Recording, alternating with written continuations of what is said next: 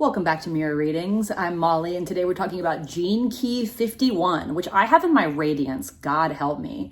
It has the Shadow of Agitation, the Gift of Initiative, and the City of Awakening.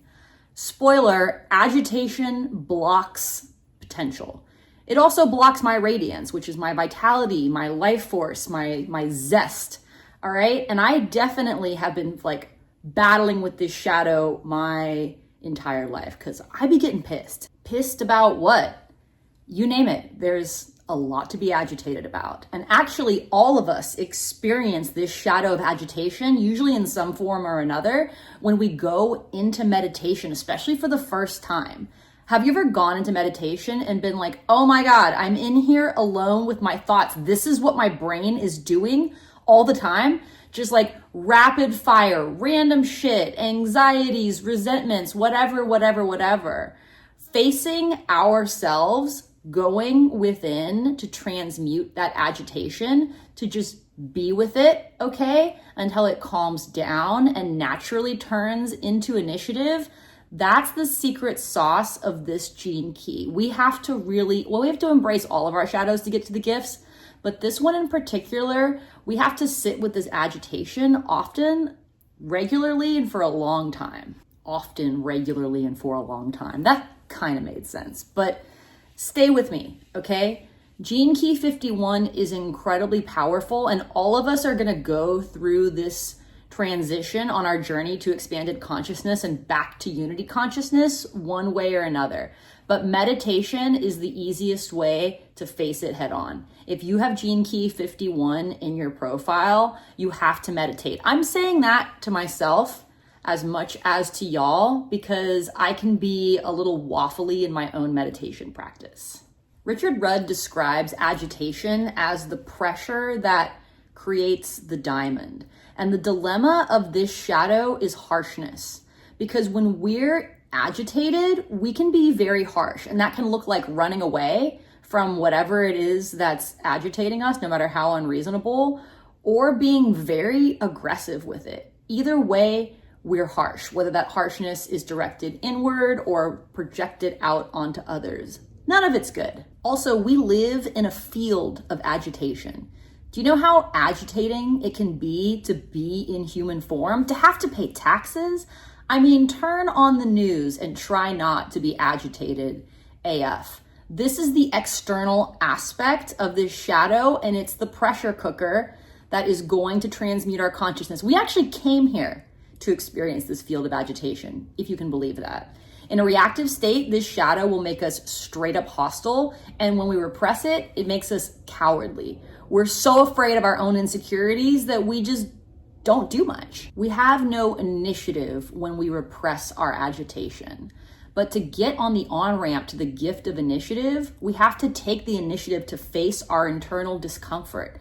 And that's where the meditation comes in. And I love to use some kind of 432 hertz binaural tone because that helps me bypass some of the intrusive thoughts. And I think it just makes me more comfortable being with the discomfort. But the whole deal with this gift frequency is that it's all about being able to take the initiative to step into the unknown. It's easy to have initiative when we're pretty sure of what the outcome's going to be and it's in our favor. But it takes a lot of deeply cultivated bravery and connection to our higher self and to source energy to take the initiative to step into the unknown. Richard Rudd also recommends gentleness as an on-ramp to this 51st gift. Gentleness is the opposite of harshness. So cultivating that within ourselves, particularly when we're sitting in the discomfort of our, so-called monkey mind, this is very, very powerful. And another aspect of this gene key is that it can be demonstrated to us through the great masters and teachers of our world, but this gene key is ultimately only holding up a mirror to how we have to walk our own path. It is unknown to anyone but our higher self and the creator how we are supposed to walk our path.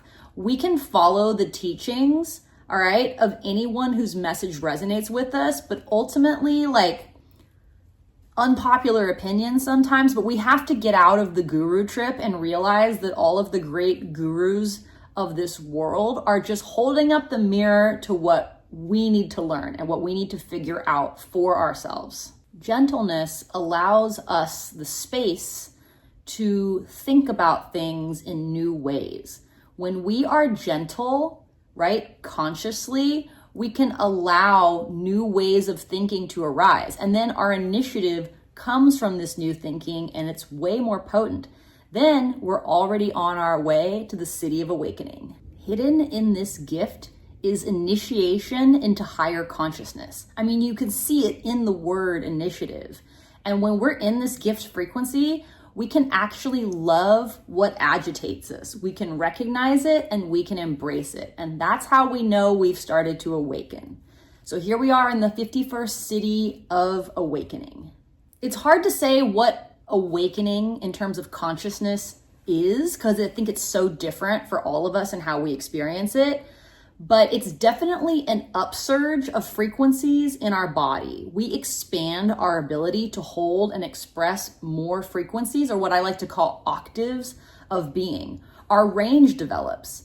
And when we're in this city of awakening, like all of the cities, we're a meta layer above the material realm. Like we are fully 5D. I mean, the cities are a feature of enlightenment. But we're able to be both in unity consciousness, okay, and also in the individuated realm of form. And we can appreciate both aspects because there's not polarity anymore between the world of form and the world of spirit. We're holding this neutrality and building a bridge to be the middle of those worlds and those frequencies of consciousness.